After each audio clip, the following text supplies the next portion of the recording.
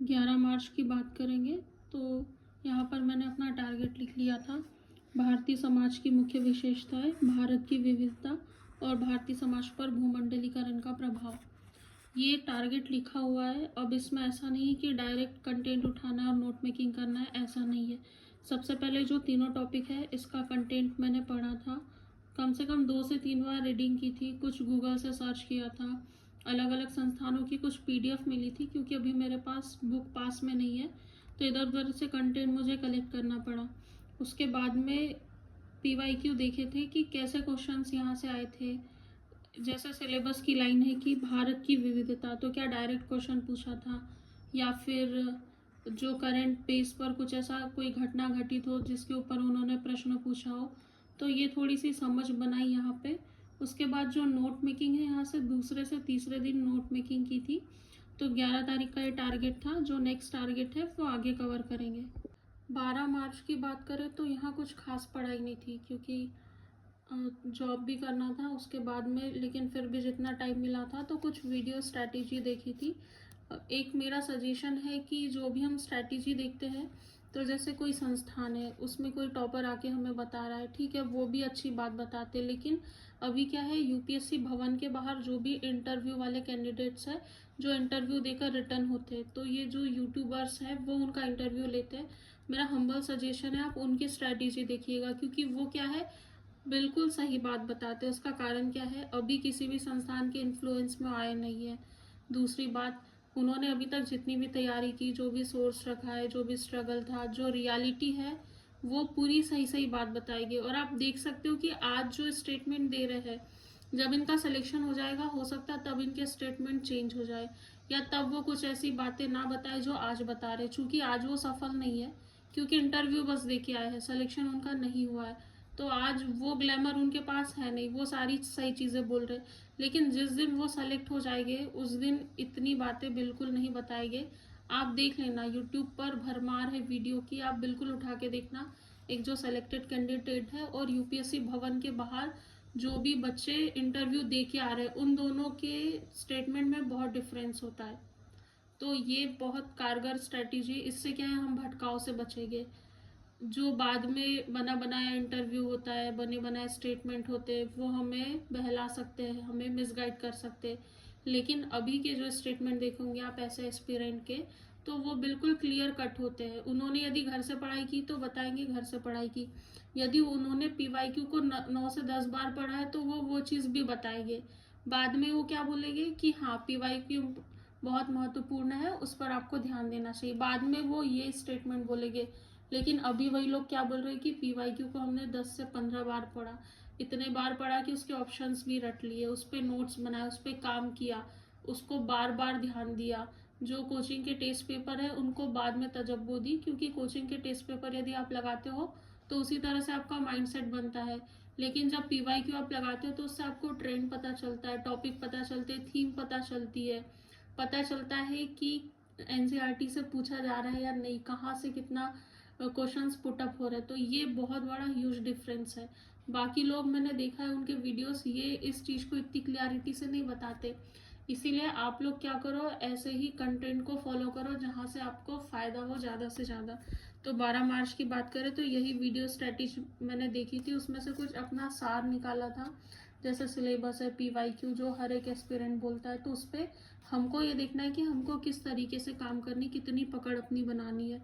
उसके बाद content collection किया था, 2-3 कोचिंग के जो भी इंटरनेट पर सोर्स था, जो मुझे लगा कि ये जो कंटेंट है ये मेरे काम का है, उसमें कोई कोटेशन है या फिर कोई ऐसा एडिटोरियल आया है या फिर किसी का आंसर लिखा हुआ है, पीवाईक्यू का कोई क्वेश्चन है उस पर किसी ने कैसे आंसर पुटअप किया, इन चीज़ों का कलेक्शन किया था। और PYQ means book for questions, इसको देखा था कि कैसे क्वेश्चंस आए हैं, उसका आंसर हमसे लिखते बन रहा है क्या, अभी और कितनी मेहनत की ज़रूरत है। तो ये सारा 12 मार्च के दिन की पूरी कहानी है। ये 13 मार्च की बात करेंगे तो फिर से आप देखोगे कि यहाँ ज़्यादा कुछ लिखा हुआ नहीं है, मतलब बहुत कम पढ़ाई हो पाई। तो ये जो एक एक दिन ऐसे निकलता है ना, ये बाद में हमको समझ में आता है कि हम लोगों ने जितना समय हमको देना था उतना नहीं दे पाए। हम लोग क्या दावा करते हैं कि हम लोग पिछले 2 साल से तैयारी कर रहे हैं, 4 साल से कर रहे हैं, पिछले 1 साल से तैयारी कर रहे हैं, लेकिन पिछले 1 साल में यदि एक एक दिन का हिसाब निकाला जाए तो यहाँ पे देखिए, केवल कंटेंट रीडिंग लिखा है मैंने 2 से 3 टाइम भारतीय समाज का। मतलब दिन भर में मुझे इतना ही टाइम मिल पाया कि मैं इतना ही पढ़ पाऊँ। तो फिर टाइम जहाँ भी गया तो हमको टाइम निकालना पड़ेगा। जो चीज़ें ज़्यादा ज़रूरी नहीं थी, जहाँ टाइम नहीं देना चाहिए था, वहाँ टाइम हमको नहीं देना है। तो ये सुधार कहाँ करना है? ये सुधार आगे आने वाले दिनों में हमें करना है, क्योंकि अभी परीक्षा को पूरा 1 साल है। तो 1 साल है, उतना फोकस तो नहीं हो पाएंगे, लेकिन फोकस करना पड़ेगा, क्योंकि जैसे ही परीक्षा पास में आती 2 से 3 महीने रहते हम बिल्कुल फोकस्ड हो जाते। तब तो हमारा एक एक मिनट हमको लगता है कि कहीं वेस्ट ना हो। तो वो 2-3 महीने के पहले वाला जो हमारा मनोभाव रहता है और हम जिस तरीके से पूरे डेडिकेट हो जाते हैं, वो चीज़ हमें अभी से अप्लाई करनी है। तो 13 मार्च की ये पूरी कहानी रही। 14 मार्च की बात करें तो नोट मेकिंग की, यहाँ पर मैंने जो कंटेंट कलेक्ट किया था तो उसमें भारतीय समाज की विशेषताएं और भारतीय समाज पर भूमंडलीकरण का प्रभाव, इन दोनों के नोट्स बनाए हैं मैंने। 2 से 3 जो अलग अलग पीडीएफ थी, कंटेंट था, कुछ एनसीईआरटी का भी रेफरेंस लिया था, तो वहाँ से इसके मैंने नोट्स बनाए। नोट्स A4 साइज के पेपर, प्लेन पेपर पर बनाए हैं। उसमें एक अच्छी बात ये रहती है कि बाद में आपको बाइंडिंग करवानी हो या फिर आपको किसी फाइल में लगाना हो, तो आप जैसे 10 पेज है उसके बीच में आपको लगता है कि मान लीजिए समाज की विशेषताओं पर कोई कंटेंट आपको मिल गया है, तो फिर आप क्या कर सकते हो, वो नए पेज पर उस कंटेंट को लिख के बीच में अटैच कर सकते हो। तो इससे एक फ़ायदा ये होता है, और इसको फोल्डर में रख लिया करो, उससे होता है पेज खराब भी नहीं होते और हमारे पास एक फोल्डर रहता है कि चलो समाज वाला टॉपिक है तो उसका एक फोल्डर है, इसमें जितने पेज है हमें बस इतना ही पढ़ना है। तो मैं बताऊंगी मैंने कैसे फोल्डर बनाया है, अगले वाले वीडियो में मैं उसको बता दूंगी। तो ऐसे आप अपने जो भी नोट्स है उसको बहुत सुरक्षित तरीके से व्यवस्थित रख सकते हो। 15 मार्च की बात करें तो देखिए, यहाँ पर PYQ पॉलिटी, मैंने पॉलिटी के PYQ लगाने से शुरुआत की है। तो इसके मैंने PYQ लगाए थे, तो पहला टॉपिक है अभी तक वो भी पूरा नहीं हुआ है।